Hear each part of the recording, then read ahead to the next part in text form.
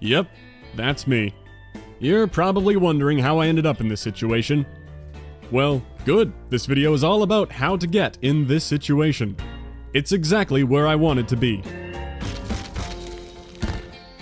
We are back one last time. We had the ending to the challenge guide series. Well, here's the epilogue to deep dive into Crash Landing 10 Ruin Shutdowns. It'll be a long one, settle in. The timestamps might be helpful. There's no correction to make on the Killjoys video where I initially covered Crash Landing. I still agree with all that. This is a bad challenge, a lot of luck involved, but I spent only a part of that video going through different tactics that could help, and the rest of it was just analyzing how bad it is and making jokes. Well, I could complain about it and give up, but that isn't what winners do, so I came back, put in the time, and got it all done legit. In fact, I got up to 11 mid-air shutdowns, 16 Ruin Shutdown medals. Now that I have much more experience actively hunting for them, I'll expand on everything I mentioned, throw in a couple new ideas, and go over the method I've developed, which has been fairly effective. To give you an idea, over the past while, I was able to set aside 2 full days that I could devote to hunting this terrible challenge, and I was able to get 2 on the first day and 3 on the second.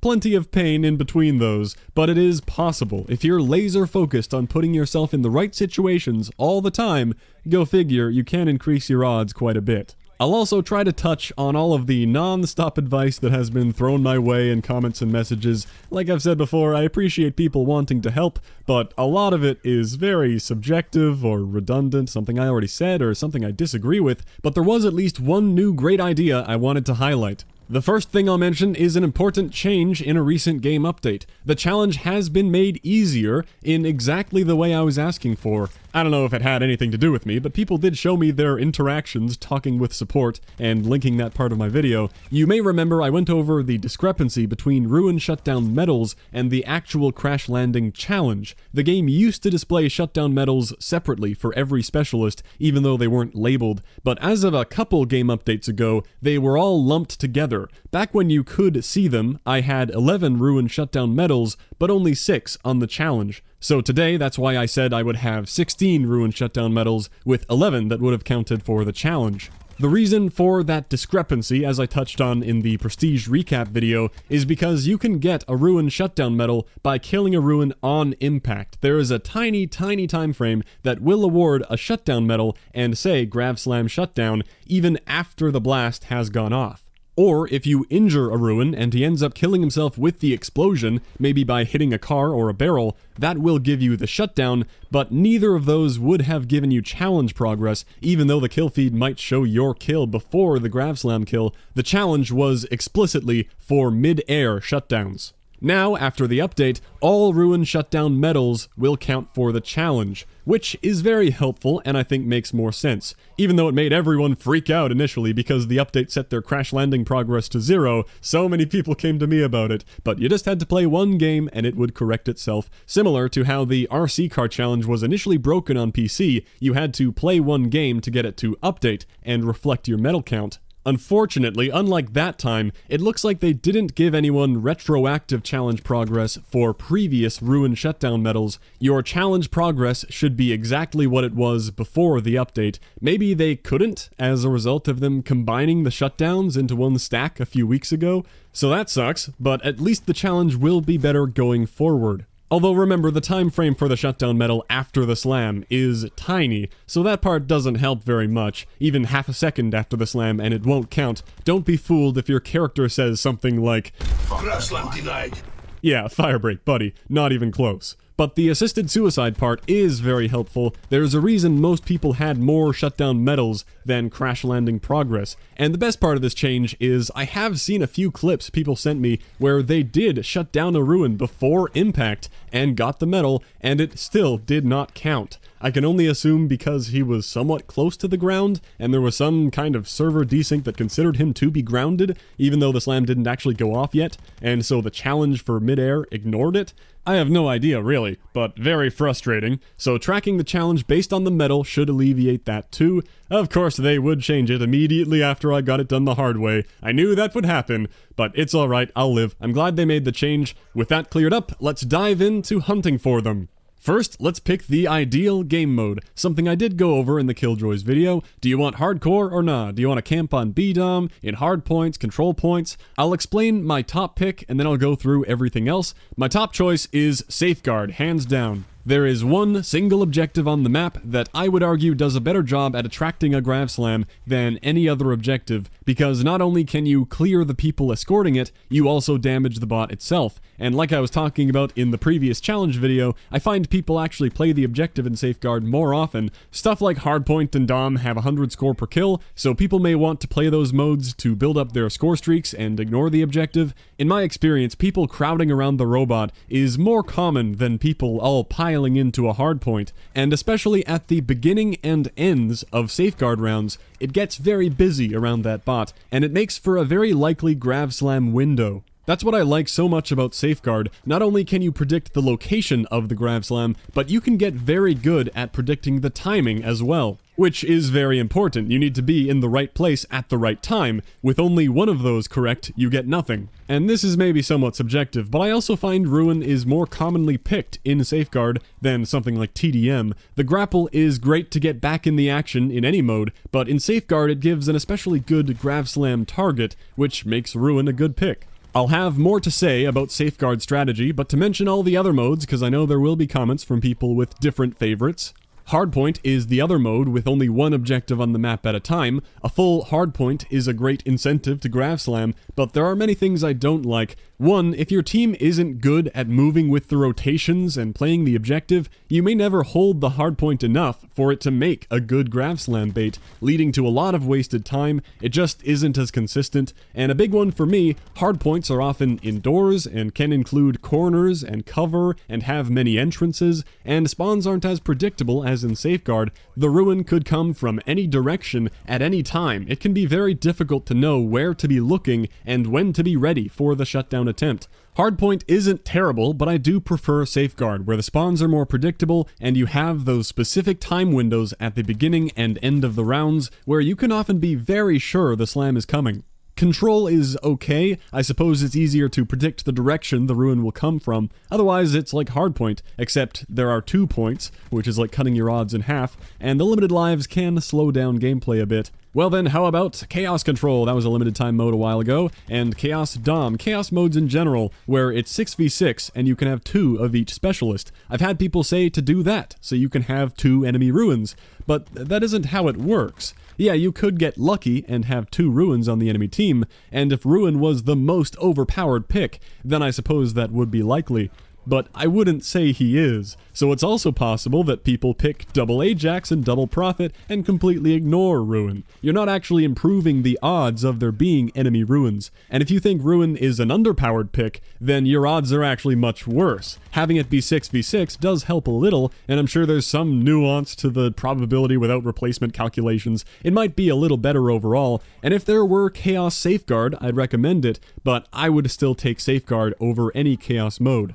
Now, what about Domination? Camping around B-Dom as Grav Slam bait? I saw that come up a few times, and it's another thing that certainly can work. If you like Domination more than any of these other modes and just want to keep these strategies in mind over time, I think Domination would be a good pick, especially now after the update with the assisted suicide shutdowns counting. Nuketown B-Dom is fantastic with the car being there, but overall, for Domination, there are a few factors that make it seem less likely to me. Like Hardpoint, it suffers from you needing your team to be decent enough to be holding B, or at least have enough map control to be capturing B. It can be difficult to stay alive on B long enough for the Grav Slam to come in. I don't think people are as likely to be playing the objective aggressively in Domination, with the 3 static points never providing one single focus where everything is happening, and there being no exact time windows like Safeguard, unless the Ruin makes a rush for B after halftime. So Dom is another idea that is good, but not my top pick.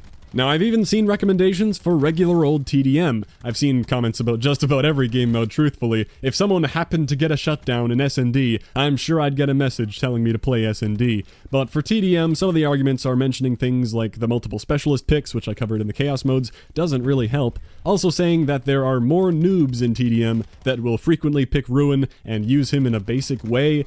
Well, maybe so, but I can't say I agree with that as a hunting strategy. You can absolutely get lucky with this challenge in any game mode, but if we're trying to actively hunt for it by putting all of your focus into trying to be in the right place at the right time, I think TDM would be a very frustrating and random experience, just hoping to be the 1 in 6 that gets grav slammed on, and hoping you can react fast enough to get the kill, because there's a good chance you won't get any indication that it's about to happen. On a similar note, I've even seen people say free-for-all, since there can be any number of ruins. If the 7 other people pick ruin, incredible, you got a 1 in 20 million game, because it follows the same logic. There can be any number of not ruins as well. Each ruin pick is still 1 in 11, it really doesn't help.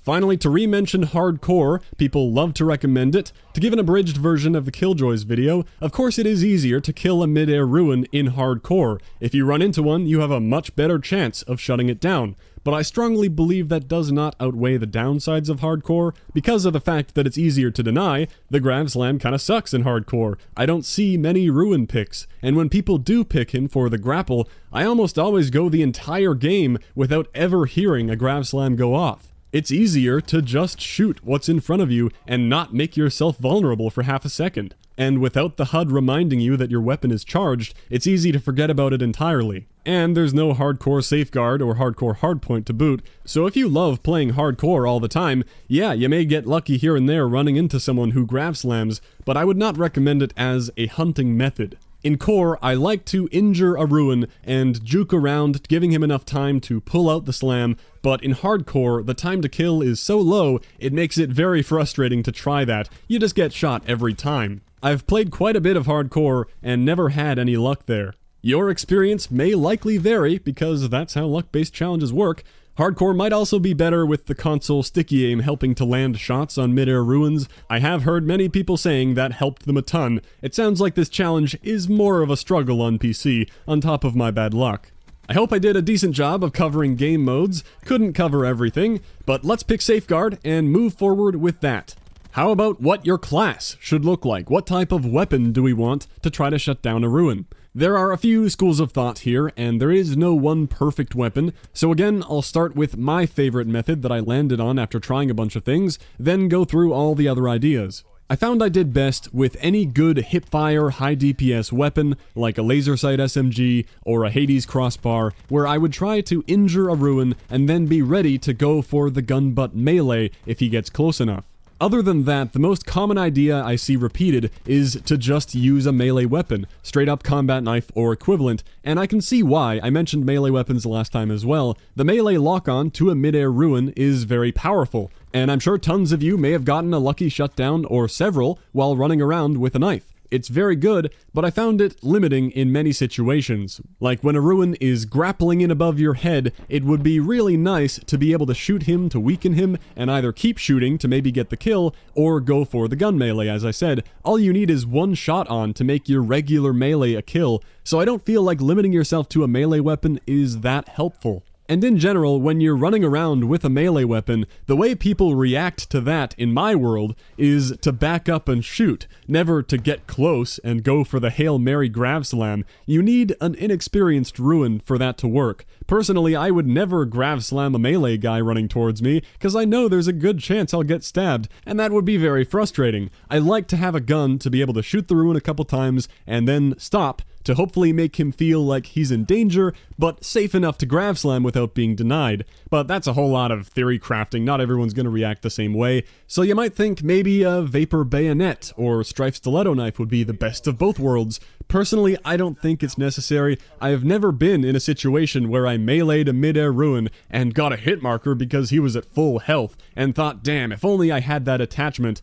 I don't find damaging them prior to the grav slam to be difficult, and I'd rather be using different weapons, but it's a consideration if you think you'd like to try those. I'm also not a big fan of the shotgun idea. Yeah, you could hit a really sick shot where all of your pellets connect and you get a nice one-hit kill, just like you could hit a crazy sniper shot too, but I find the odds of that fairly low, especially on PC with the lack of aim assist. I'll never be able to track that target perfectly with a MOG as he rapidly flies up and down. Another fun idea I had was, what if I used the SG-12 strobe light to be as annoying as possible when I know he has a Grav Slam charged up, and maybe he'll just get frustrated and burn it on me. And it took a while, but hilariously I did get that to happen, but still choked it horribly. Even when I was doing something explicitly to bait out a Grav Slam, when the thing I was waiting for actually happened, I still couldn't get it. I was really pissed at myself for that one, but in reviewing it, not so much anymore. Remember when we talked about the quarter of a second human visual reaction time? Well, by the time my brain could register that something had happened, he wasn't even on the screen anymore. He was in the ceiling. So I shot and hit air. The only thing I could have done better was to panic melee instead. I might have gotten it then, but I had him very weakened, so my mind was already set on shooting. I thought that was a pretty funny strategy idea, but I got tired of it, never got it to work. I found it pretty hard to get the kill with the SG-12, with the time in between shots. Like, I was quite sure a Grav Slam was about to happen here at the start of this round, and I was playing it pretty dumb, I suppose, but I felt like the slow rate of fire of the SG-12 didn't help me there, and might have done better with something full auto. But hey, another thing you can try if you like. So we can move on. I'm going with a laser sight weapon while being ready to melee. Part 3 of our preparation, what specialist should we draft? Which ones can help? Same format as everything else, my favorite pick is actually the mirror pick. I try to go with Ruin. Many reasons for that, one being how handy the grapple is. When you start to get pretty good at predicting the timing of the Grav Slam, which we'll get more into later, having the grapple to get you back to where you need to be in time can be invaluable. I also like that it means the charge time on my Grav Slam makes it easier to estimate how far along his charge is. A big part of predicting the timing of the slam is checking the scoreboard combined with how much time has passed in the game to estimate when his slam is charged. Ruin's Grav Slam has a base charge time of 8.5 minutes, which is the same as Seraph, Prophet, and Battery. Everything else will take longer or shorter to charge, which makes it a bit more work to try to estimate when his is charged. I always assume no equipment charge, which is a safe assumption 95% of the time. It is a fairly rare sight. Another thing I like is the fact that if I pick Ruin in a non-chaos mode, that means none of my teammates can pick Ruin, and what I really don't like is if my teammate is a Ruin and I hear a Grav Slam go off on the map, and it didn't get any kills, so it doesn't show in the kill feed, I have no way of knowing if that was a friendly or enemy Grav Slam that just happened, and that throws everything off. I really like to know if the enemy Grav Slam is charged, so I can keep track and play accordingly. Finally, maybe the best part about Ruin is shutting down Grav Slams with your own Grav Slam. That might initially sound a little crazy. This idea comes from Wilkes. Of all the advice I saw, this was the one that stuck out as certainly unique. I must admit, at first I thought it sounded preposterous to predict a Grav Slam so perfectly that you activate your 600 millisecond slam such that it overlaps with their 600 millisecond slam. This man is insane! It sounds like that should be the Dark Ops challenge, not denying a Grav Slam that came from a grappling hook. But after thinking about it, it's much more plausible than I initially thought, and there's no downside to trying it. If you mispredict the timing, the worst thing that can happen is you get shut down. Frustrating, but fair enough. Or more likely, if you slam and just get the kill, and he didn't activate his as well, that's fine, bad luck, but you didn't lose anything there, because he still has his charged up, he'll come back and maybe slam the next time, and you're back to trying to deny it with regular strategies. Maybe you even reminded him to use it. So I would absolutely consider that a great tool to add to your arsenal. In fact, 4 of my 11 denies are with a Grav Slam of my own. I'll be getting to all those examples in a moment. To keep going with specialists, my next pick would be Torque. He doesn't help with shutting down the slam so much, he just makes the Grav Slam location even more predictable. Those barricades make for a tempting target if you set one up and camp behind it, maybe near the end of a safeguard path or on B-Dom or in a hardpoint. When you know his Grav Slam is charged, there's a good chance that is where it will happen. I know I love slamming barricades when I can to get them out of the way. I've even heard of some people getting crazy lucky shutdowns with the microwave effect if a Ruin was at very low health, or launches it out of desperation after they walked into a microwave, or maybe in hardcore.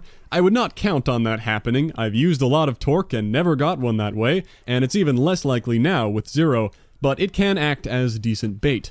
These picks are now in no particular order. I think Ruin is by far the best pick. The rest are debatable. I think of all the other specialist weapons, Firebreak's Purifier would be the easiest to get a shutdown with. The time to kill is absolutely fast enough to melt a mid-air ruin, especially if you're already shooting it, and it doesn't require perfect aim. Ajax's shield can be decent bait as well, since the Grav Slam will kill unless you're fortified and facing it. People might want to slam when faced with a shield, just like the SG-12 strobe idea, but the time to kill is a little slow with Ajax. You would have to be shooting him down low, then letting him run up with the slam. Possible, but difficult. Seraph could obviously shut him down in one shot, but that's like hitting a Mog shot for me. I don't like my odds of being accurate enough to hit that. Recon, well, it's nice when someone else pops a vision pulse so I can see Ruin's outline through the walls, but it takes way too long to charge up to be all that helpful. And you might be able to make some very situational case for the rest, but I wouldn't be going with 0, Crash, Battery, or Nomad for hunting Grav Slams, even though I have heard some advice that I would say is quite a stretch, like place mesh mines up high. I don't know about that one. And I definitely wouldn't pick Prophet. From what I've heard, it sounds like you can get the shutdown on a weakened Ruin if you one-shot with Tempest, but if it puts them in a downed state in mid-air, and you have to finish them on the ground, that will not count. Again, from what I've heard, but maybe that's something that changed with the update. I've never done it, and I don't know if you get the shutdown medal for doing that. If you do, then Prophet would be up there above Seraph. So to recap everything so far, we are playing Safeguard with our laser sight high DPS weapon while being ready to melee, and we've picked Ruin. Time for any and all additional strategies, how to play it, where to be, what to look out for and keep track of, and then we'll finally get to a buttload of examples that put everything together. So, you've loaded up a Safeguard game. Well, time to check the scoreboard to see if there's a Ruin on the enemy team. If there isn't one, then there's nothing to do here. Ciao. I hate recommending quitting. I may not care about my win-loss, but other people might, or at the least, they want to have a fair game. It sucks that hunting this challenge came to this. It is not fun for anyone to be leaving and waiting for the chance to hunt for it. But people rarely change their draft mid-game, and when your only goal is this horrible challenge, it's a huge, boring waste of time to stay in a game without an enemy Ruin. So I gotta get out of there. Depending on your region and system, you may not be able to hop right back in without getting the same game. Like, thankfully, I'm North America West, but I'm on PC.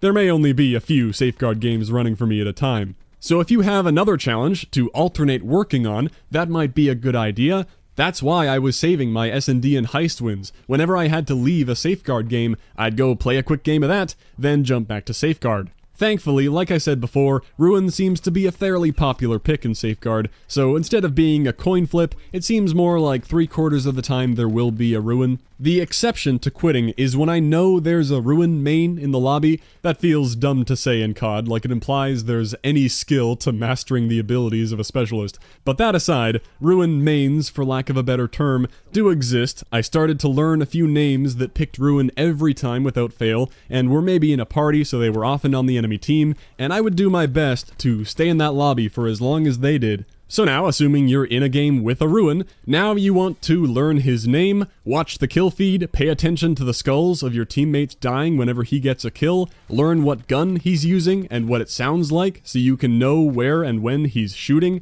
I assure you this is not a joke, it really did help. Listen really closely and you might hear schwacked in the distance. That last one was a joke, but I do everything possible to be tracking the location of the enemy Ruin all the time. It isn't as important to do early game or whenever you know the slam isn't charged, but you get used to doing it. That brings us to tracking when the slam is charged, which comes down to checking the scoreboard along with your own weapon charging, assuming you were able to pick Ruin. I can compare my score and my weapon charge to his, and know roughly when his should be charged. It's often around 800 score or so in Safeguard as an average, but it depends on time too, of course, so there is no exact number to look for. Whenever I believe it is likely charged, I'll just start trying to always be near him or near the robot, becoming especially prepared at those Safeguard choke points near the beginning and end of the escort when you're attacking, or towards the end when they are attacking. Although if there's no good time for him to use it towards the end, I find it's very common for him to save it up to use at the start of the defending round.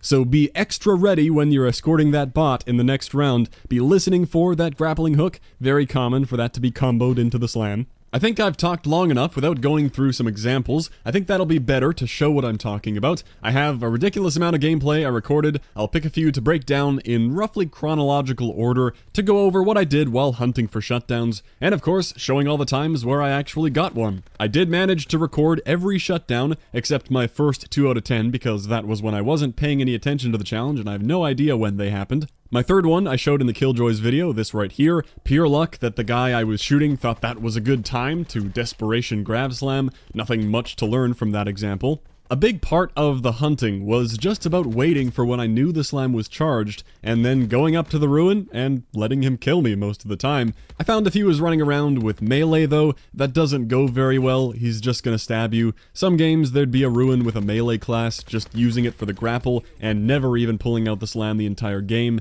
If he has a sniper though, for example, maybe a panic slam would be more likely if I get close. Of course, after doing all that playing around with the ruin, he goes and slams immediately after when I'm not there. That church doorway, though, is such a hotspot for grav slams in Safeguard on Seaside, both the front and back entrances. I even find myself using mine there pretty frequently. You're gonna see some more examples in those doorways. But there was a whole lot of that, tracking the charge up time, hanging out around the ruin, dying multiple times, only to have him slam behind my back at some inopportune time when I had just respawned and was being an idiot not expecting it. But here's a time it did work, ruin deny 4 of 10. My grav slam had just charged, I'm on the attacking round, I checked the score and saw he should have his as well. I was able to rush up to him in the little goal hut here. The robot wasn't there yet, but I guess the circle being there just makes it feel like a good place to slam, I don't know. And apparently in shooting him a little and jumping up to him, he thought that was a good time to whip it out. I hit him with that little bonk, and that's all it takes. Pretty simple, huh? Then when you get a deny, remember his weapon charge will be put back at half, so a couple minutes later there was a more erratic slam that I was not prepared for at all.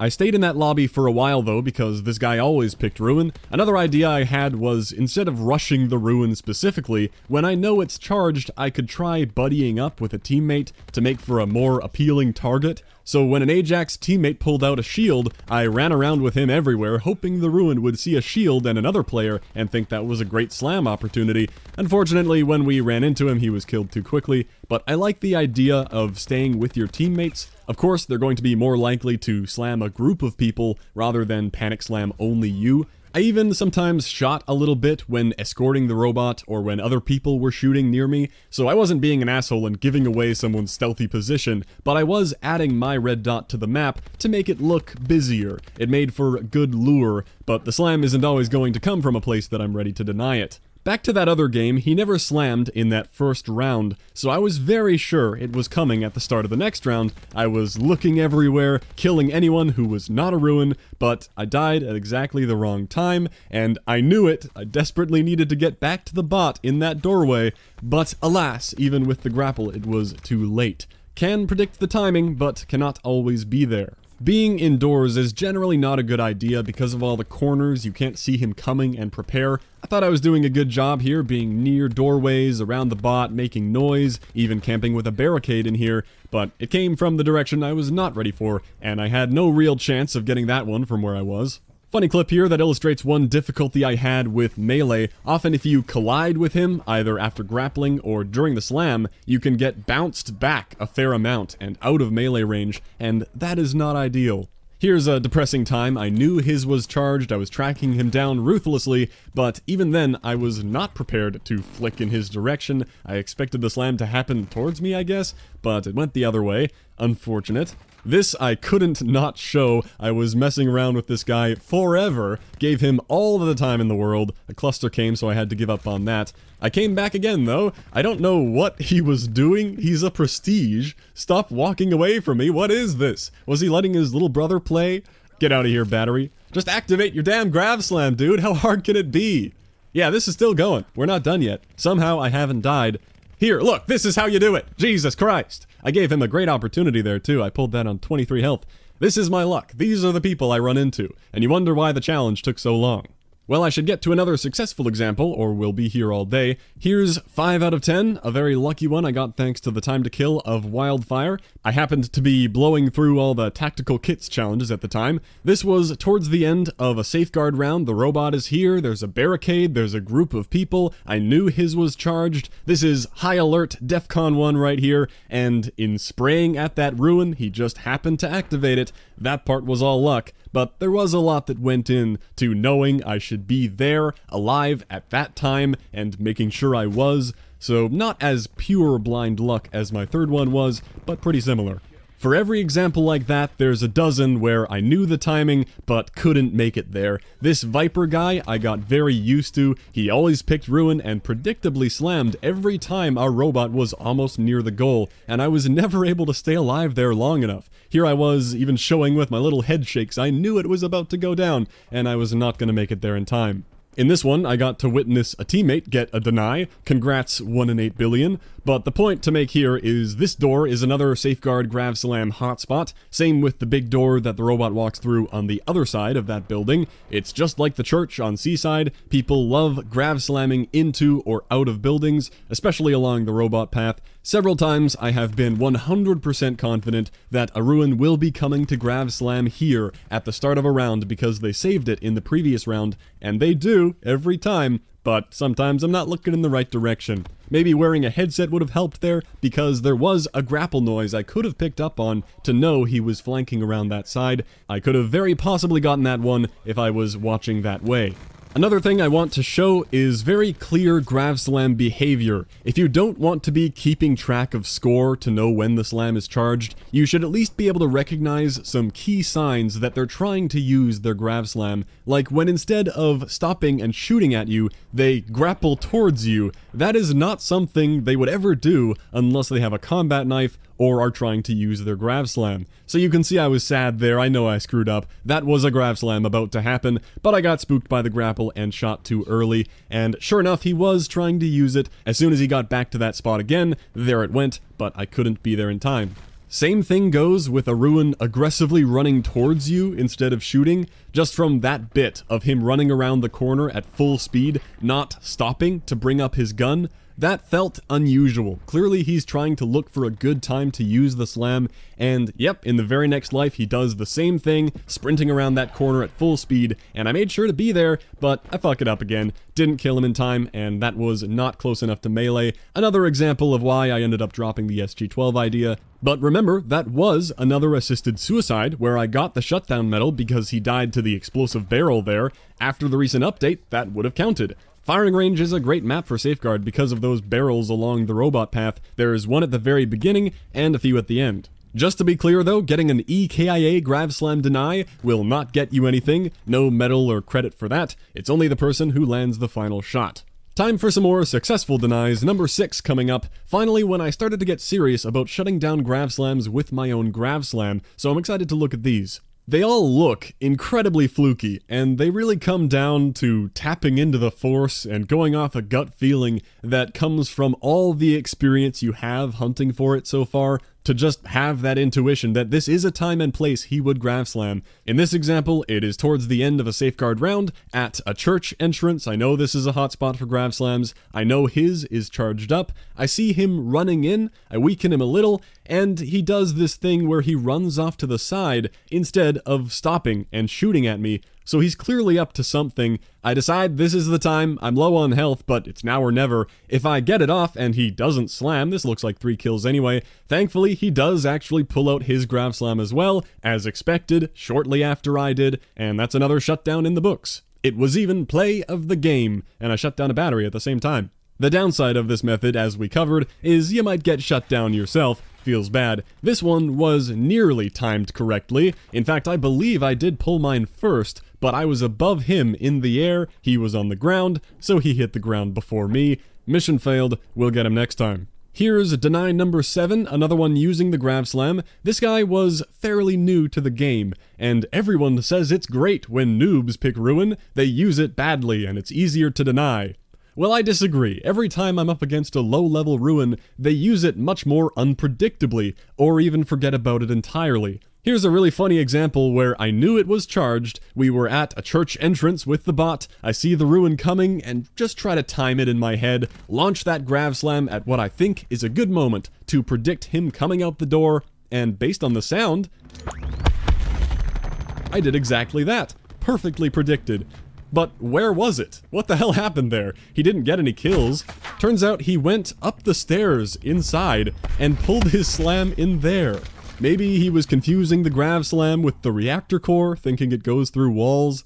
I don't know, but I found it funny to get the timing right, but the location so very wrong. It's okay though, I did say this was deny number 7, because later in the game I did the same thing. The game was about to end, and I knew he had been holding on to his for a while. We had again reached the church doorway, we had a barricade out, a couple specialist weapons going, everyone's all crowded around here, so this was the perfect time. With only a few seconds left, he had to use it. I thought I heard a grapple connect amid the chaos, and launched it based on that.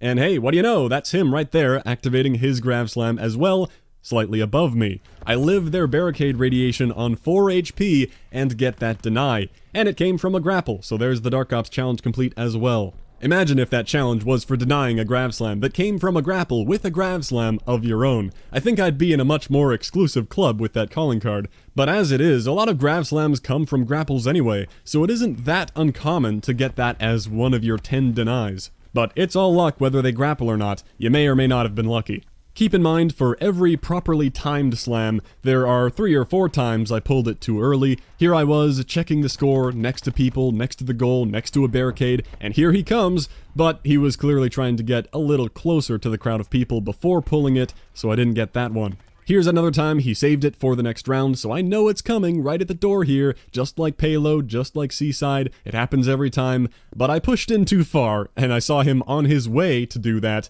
and thought, ah crap, well I'll just pull it now, maybe he'll panic slam after seeing me, but no, I just get the kill, and I tried to stay alive here because I knew he would come back and try it again, maybe I could get the regular deny, but I die too soon.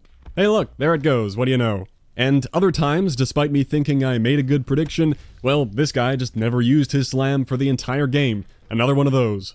Deny number 8 now, again with the Grav Slam. Noticing a pattern here, there must have been some change in my ability to time it correctly after doing it for so long. It began to feel not that hard anymore to pull my Grav Slam before they did. In this game, he uses his when I'm not there, so I say, screw it, I'll just burn my Grav Slam right there in the spawn, so that my charge time will again be synced up with his, since I feel I can earn score faster than him. I do get mine back, and a little bit later, estimate he has his as well, and then it just comes down to making noise in mid, escorting the robot with 2 teammates, great bait. I took a while not even shooting those people, because I wasn't interested in anyone but the Ruin. But there he is, comes around the corner, I know this must look like a good target to him, so I just pull it right away, hope for the best, and I got lucky there as well. But again, if I didn't get lucky, and he didn't use his, didn't lose anything, he would likely come back and try again, and then I could try to go for the melee. Grav Slam deny number 9 is the one I used in the intro, nothing much to analyze here, just escorting the bot, putting together everything we've talked about. I see him flying in, his intentions are obvious, I shoot a little bit, get the melee right, not too early, not too late, that's what you need. Now, I was originally going to stop there and do this video at 9 out of 10, but then they had the Nuketown Double XP event kick off last Friday, and I figured, well, I won't be quitting games if there isn't an enemy Ruin, or paying that much attention, but if there is one, I may as well pick Ruin as well, and be on the lookout for an opportunity. And it happened immediately. On Nuketown B-Dom, I was aware that he had not used it in the first round, so I was waiting for him to come flying into B after halftime, thinking that seemed likely, and eventually, he did just that. So I pulled mine first, knowing it would blow up the car and kill me as well, but I didn't care, and yep, that worked. 10 out of 10, Crash Landing complete, at long last. You might think that is the end of it, but then later that weekend I got an 11th, another pure luck deny from just shooting this guy with the help of a teammate as he tried to Grav Slam into the garage. I guess I'll take it. It'll take me a while to get all this Ruin hunting nonsense out of my head. I'm a Ruin Shutdown sleeper agent now. Whenever I hear a Grav Slam or a grapple on the map, I get activated and hyper-focused. I have to keep reminding myself, it's okay. I don't need those anymore. So, fair warning, insanity is a potential side effect of this method. That is everything I wanted to show. My god, this video is long, but towards the very end here, I will address one final thing, the topic of boosting. something I decided to completely avoid in the Killjoys video. I did mention it in the Prestige recap because, of course, many people commented about it. Well, I'll discuss it now. Despite many suggestions, I wasn't interested in boosting for my challenge. First of all, boosting of any kind is against their terms. I wouldn't be setting a very good example going and breaking that. But more importantly to me, it would be quite the anticlimax to end this big journey with, oh yeah, I just boosted it. Yay, 100%. Pretty lame, I think. That said, I don't personally care if people want to boost out this challenge. If we're just talking my sense of morality, boosting is a sliding scale to me. For example, boosting out headshots for your dark matter, I am strongly against that. I think that very clearly defeats the entire purpose of the grind, and also devalues the accomplishment of everyone who did it the normal way. It does hurt the gameplay, it does defeat the purpose. That is clear-cut, bad boosting. Enjoy your reset. Boosting just this challenge, though?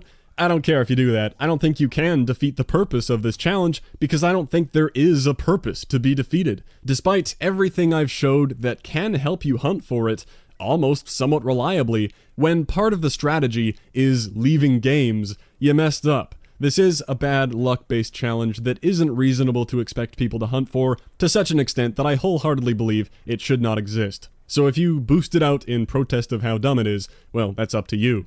Feel free to disagree with that. I can understand not being okay with any form of boosting, and I am against it enough that I didn't want to do it myself. As much as I could try to justify it, I didn't want to feel like I tarnished my 100%er by cheating at the very end. But I do think there's a spectrum of cheesing challenges. Not to get too sidetracked, but hell, if you're still watching at this point, I guess it doesn't matter. A great example is the Blackout Destruction Derby guide I made a while ago. You could argue that method I showed is like boosting. It does kind of get around the purpose of the challenge, running over a friendly recon car, when otherwise you would need to be crashing helicopters into each other and hoping to be the one that survives. Yet I felt that was okay to do, and never thought of it as boosting, just a really cool challenge hunting method I stumbled upon. I think the distinction to me is if you and your friend can be on the same team in the game, it isn't boosting, it's teamwork. As opposed to being on enemy teams or in free-for-all, you might think that's a really dumb, arbitrary line to draw, but then where do you draw that line? What if you're god-awful at S&D and you party up with a full team that carries you through all 50 wins?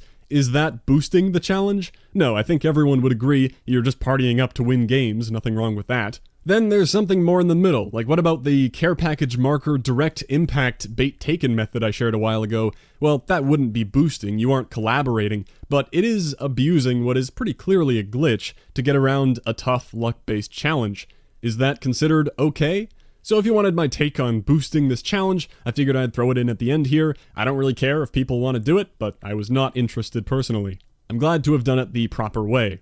I think we can start to wrap this up then. I hope you've enjoyed the Crash Landing podcast. I know I'm glad to finally be done with it. Both the challenge and the guide. This is quite the weight being lifted from my shoulders and my hard drive.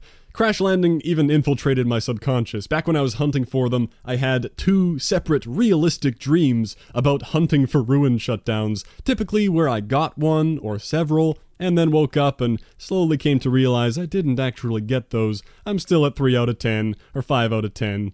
In hindsight, a little retrospective on this challenge, when I was actually hunting for them, I didn't spend an insane amount of time on it, which makes me wonder if I was overreacting. Is the challenge really that bad if you can hunt for it somewhat effectively?